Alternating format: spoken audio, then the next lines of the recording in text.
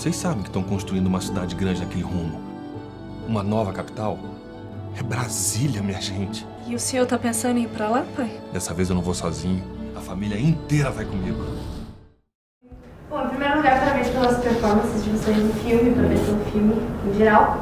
E a primeira coisa que eu gostaria de perguntar, essa meio que uma pergunta direcionada a vocês três, que eu achei assim, muito interessante o fato de que assim, o filme já está pronto há algum tempo, já ficou um ano, mais de um ano eu acho, rodando festivais, essas coisas assim, e achei um timing assim, muito certeiro dele estar estreando agora, que é o momento em que o país está passando por uma situação de tanta agitação política que muita gente compara ao período de 64. Eu queria que vocês elaborassem um pouquinho nisso, o que vocês acham dessa coincidência assim, do lançamento do filme nesse momento. Posso? Porque as pessoas estão falando muito, né, dessa ligação com o momento político atual e com o golpe. Vocês assistiram o filme? Sim. Vocês acham que esse cenário político ele está à frente da história da... Eu acho que tem muita coisa que soa muito familiar no filme. Tá, que é inevitável fazer essa associação. Não, é interessante, porque pra gente, né, é outro contexto, a gente não sabia que estaria nesse momento político na hora que o filme ficasse pronto para ser lançado.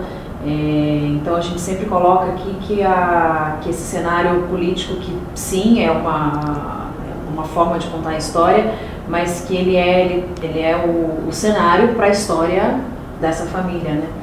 Então você vê que para as pessoas que não têm essa relação tão íntima com o filme, já é uma coisa que está chamando mais atenção. Eu acho que até chama tanta atenção. Quando a gente filmou, acho que não chamava tanta atenção quanto agora por conta das questões políticas. Eu acho que acabou tomando uma proporção diferenciada do que a gente esperava, né?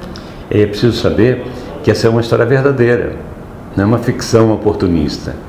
Ela aconteceu de fato, né? E se as pessoas estão identificando a situação, significa que elas estão vendo que houve um golpe militar e que hoje fala-se de um golpe não militar, né? E que, pelo que está nos jornais hoje, inclusive, ficou mais claro de que isso tudo foi armado e que havia uma intenção de frear uma série de investigações, de assumir um poder das pessoas que não conseguiam se eleger e que se aproveitaram de uma outra circunstância, né, para fazer um golpe branco. Na verdade, o que é mais absurdo de tudo é que as pessoas que assumiram o poder, 7 ministros são indiciados, o líder do governo é indiciado e tem acusações seríssimas, e um dos ministros agora revela numa gravação de que tudo foi armado. Então até aquelas pessoas que achavam que era um absurdo que se falar em golpe, hoje em dia, né? Agora tem algumas que entraram como torcida de futebol, eu torço para esse time, eu torço para ele, não sabiam nada do que se tratava. Tem outras que não têm a menor noção do que significa uma ditadura, que se tivessem noção, jamais tocariam na democracia, esperariam um tempo e elegeriam outras pessoas, ou fariam movimentos de rua, como fizeram, e conseguiram muitas coisas, né? O programa dos médicos vindos de fora foi pressão popular, democracia, e se conseguiu, né? Assim como agora a classe artística fez a pressão e conseguiu voltar ao Ministério da Cultura. Para que tem que tirar uma presidente porque houve uma corrupção que não é dela, né? E botaram, na verdade, outros corruptos no lugar, uma máfia. E as pessoas estão quietas. Cadê a rua? Né? Quer dizer, tem rua daquelas que sabem que era um golpe. Cadê os que diziam que não era um golpe? Cadê? Então está tudo certo esse governo que entrou? Governo entre aspas, né? Eu acho bom que as pessoas façam essa conexão com a atualidade, com o que acontece hoje. Eu acho que é importante o que o Jonas falou, que é uma história real, a gente não premeditou nada, a gente não tinha a menor ideia do que ia acontecer, nossa maior preocupação na época do 7 era o frio que a gente passava de noite, porque a gente rodou numa época de seca em Brasília, a gente era muito frio, a gente não tinha a menor ideia do que ia acontecer. E é muito bom que a sociedade faça que veja no filme o que a gente está passando hoje, entende? E num formato diferente, num formato mais sofisticado, mais sorrateiro, mais esperto, até porque eles precisam se sofisticar, uma vez que a gente tem esse advento aqui, ó, entende? A gente pode falar para todo mundo o que está acontecendo e é uma das vozes que estão tentando calar. E é isso. Eu espero que o filme seja um warning, seja um aviso de que não será fácil de forma alguma. Esse é meu presidente. Isso é uma provocação de comunista baderneiro. Olha aqui, rapaz. Ninguém fala mal do presidente João Goulart na minha casa. Fala pro teu pai tomar cuidado, Sueli. Chegou a hora de provar que estamos unidos na luta pelo Brasil e pelas reformas de base. No caso da Marina, ela quem apresenta esse universo da literatura, né, junto com a professora Yolanda. Então ela está ali na biblioteca, ajuda a construir a biblioteca do Nando. E é um personagem que não existia, né, foi construído no roteiro, mas que sintetiza uma época ali, né, pessoas que estavam presentes naquela época. Então existia muito essa professora que usava o método do Paulo Freire para alfabetização, foi inspirada numa professora que realmente existiu, para conseguir sintetizar aí diversos aspectos, uma personagem que tem uma aparição breve no filme, mas que consegue ali pontuar questões pertinentes ao momento em que o filme se passa. Bom, o meu personagem, ele é o contraponto do Antônio, que é o personagem que sonha e que quer procurar alguma coisa fora daquele universo. Então ele é um pouco mais a realidade, mas cheio de afetividades, né?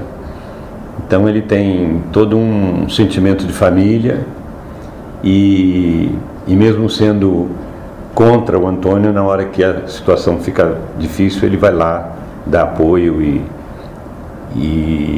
enfim, ele tem uma humanidade que fica explícita ali e que é um patriarca, na verdade, com uma afetividade, mas que não é uma afetividade, digamos, melosa, né? O Ricardo, ele é um rapaz de 19, 20 anos, recém-fardado, soldado há muito pouco tempo, e até por conta disso ele vai ter que lidar com a contradição da escolha entre o coração e a farda, né? E ele tem essa relação amorosa com a Sueli, que é a filha do Antônio, e chega, não sei se um pouco a contragosto, travar uma relação meio que de irmão mais velho com o Nando em alguns momentos, mas eu acho que ele é um personagem que de certa forma humaniza um pouco o movimento militar até, porque ele humaniza a situação. Ele é um sujeito como qualquer outro, um menino de 19, 20 anos que tem medos, anseios e vai ter que fazer uma escolha. Eu não vou dizer que escolha é essa, né?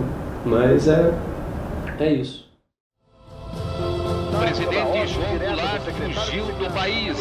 Não podemos aceitar a injustiça e a opressão. Não vamos perder o pouco que a gente tem. Antônio!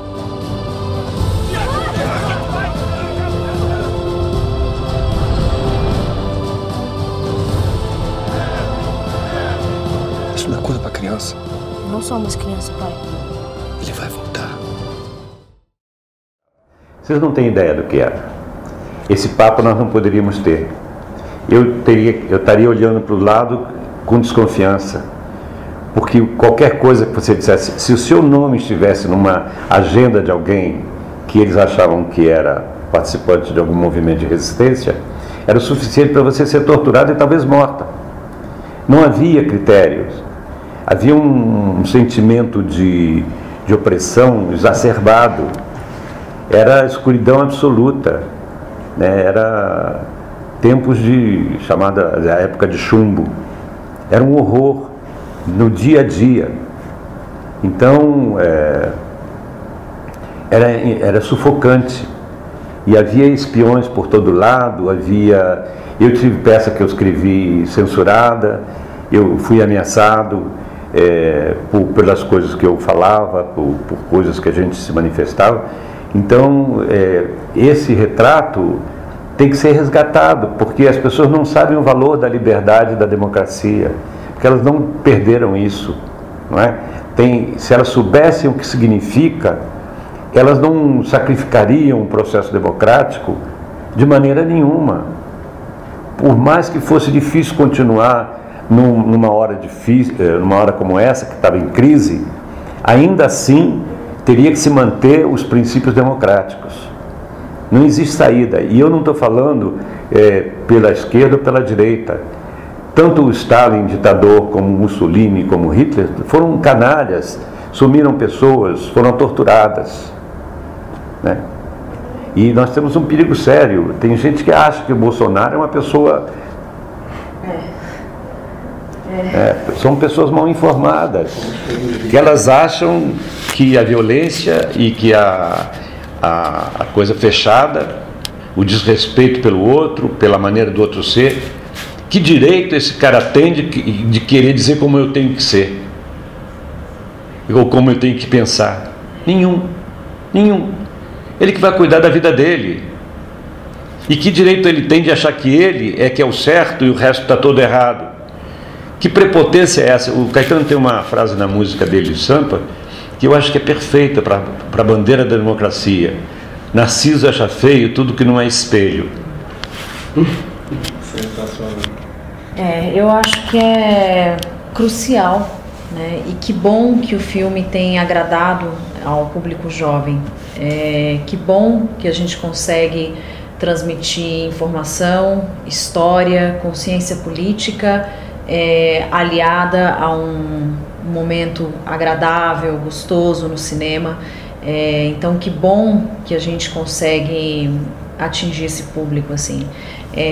Eu acho que isso, para o filme, representa que está tudo sendo colocado numa linguagem muito clara, consciente e ao mesmo tempo agradável, ao mesmo tempo com uma fácil compreensão. Então tem tido nos festivais, tem tido muito sucesso com o público jovem, e eu espero que esse sucesso também se reflita aí nos cinemas, enfim, de todo o Brasil. Eu acho que é muito importante, como o Jonas colocou, assim, eu até falei agora há pouco, eu acho que a gente vive um momento muito triste para a nossa democracia, para a cultura do país. Realmente, quando você mencionou o Bolsonaro, a gente até riu aqui, a gente ri, mas é assim, eu não sei nem o que dizer, sabe? É alarmante. É alarmante, eu não tenho. E aí, quando eu comecei a ver a mídia, né, que ele tá, o espaço que ele ganhou, e eu fui ver os discursos, né, ver o que ele defende, o que ele prega, é estarrecedor que ele tenha o apoio que ele tem. Eu fiquei muito feliz, né, de ver a trajetória do filme, dos festivais, dos prêmios que o filme ganhou, mas não posso mentir, eu tô muito mais feliz agora de ver o filme acessível a quem realmente carece de assistir esse filme, que é a nossa população, entende? Eu espero que ele consiga atingir o maior raio possível de salas, porque as pessoas estão carentes dessa informação, cara, estão carentes. E é como a Stephanie falou, assistam o filme, entende? É consciência com pipoca, entende? Então, vá se conscientizar, vá ver o filme, pelo amor de Deus. Para encerrar, eu falei isso em outra entrevista, eu acho que uma coisa que seria bom para certas pessoas ouvirem. Se eu pergunto a qualquer pessoa se ela concorda com que o terrorismo lá muçulmano está fazendo, de matar as pessoas porque elas não têm a mesma crença, né? Como é que as pessoas acham? E se eu perguntar a uma pessoa, ela vai achar um absurdo. Mas quando eu digo que eu tenho uma opinião diferente, as pessoas acham que elas têm o direito de agredir ou de xingar, ou seja, é o mesmo tipo de comportamento. é um tipo fascista, é um antidemocrático. Achar que a sua opinião é que tem que prevalecer e que não é possível que haja uma opinião diferente. Como se ele tivesse absoluta certeza de que ele é a pessoa mais inteligente do mundo e que a opinião dele não pode ser questionada. Então, sempre que pudesse se lembrar disso e falar isso para as pessoas, eu acho que é da maior importância, exatamente num momento como esse.